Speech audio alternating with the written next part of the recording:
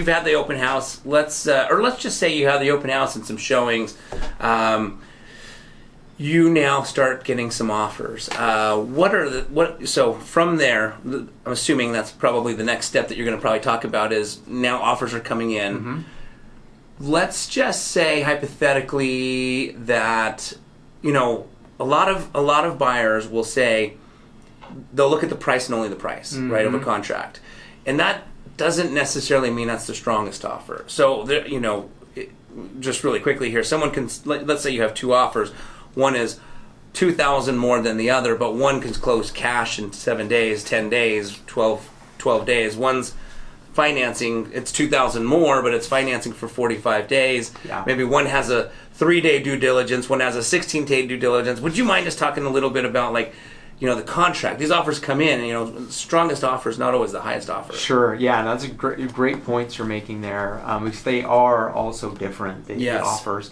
So yeah, what we like to do is, if it is a multiple offer situation, which is ideal, we actually build out a Google spreadsheet, and we line it so from that number standpoint, they can see just straight up numbers comparing apples to apples. We have the title company prepare that, what we call a net sheet, so nice. They can really get a feel for monetarily where they would be. Right. But what you're talking about is super important, like the non-tangibles of how strong of a buyer are they. Yeah. So we love to call the buyer agent and get in contact with the lender if we can. And Excellent. Really do some questioning with the lender. You mentioned cash versus financing. And it's up to the seller what they may or may not want to do there. But yeah, just a lot of due diligence. We're, I think, really good at negotiating those. If it is multiple offers, we can let everybody know that it's multiple offer. That is a great way to get everybody to do kind of a highest and best, we call it. So there's a lot of strategies there.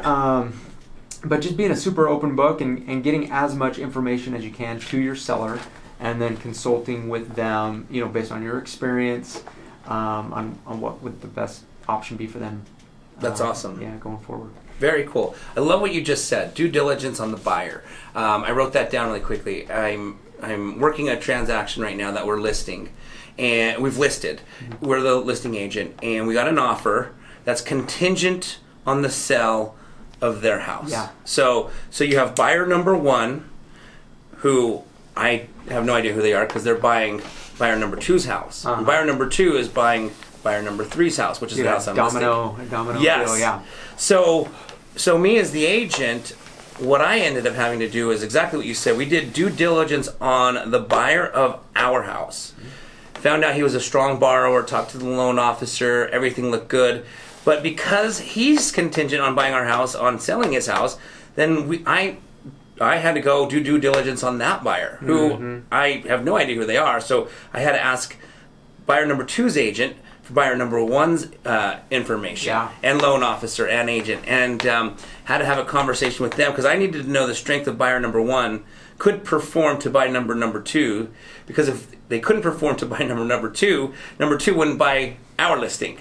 And so I love what you just said, buyer due diligence. A lot of sellers think, oh, well, the buyer's doing due diligence on the house, but the sellers need to be doing due diligence on the buyer. Oh, yeah, absolutely. And to your point, you can even try to get some information on just the motivation of the buyer, right? Yes. If they're coming up on the end of a lease and they need to buy something, or they've got a home that's on the market, it's under contract, they need to find a replacement property. So that can set them apart from some of the other competition if they're motivated, and so you want to know that information too. Absolutely. Guys, for those of you who are thinking about, there's a lot of for sale by owners. I don't think there's anything wrong with that if that's in your blood and you want to do it. I personally know I'm not an expert at buying cars. I know I'm gonna get manhandled when I go buy a car, and I just know going in. I don't personally go buy cars successfully. I don't think I get great deals. They make me think I do. But where I'm getting with that is there are a lot of people that want to do for sale by owner because they feel like they want to save on the commission. I think there's a lot of unknowns. But if you are that for sale by owner, and I'm not going to try and talk you into using an agent, but if you are, what I am going to try and talk you into is doing due diligence on your buyer. 100%. And I always use the analogy with for sale by owners. It's here locally we understand this.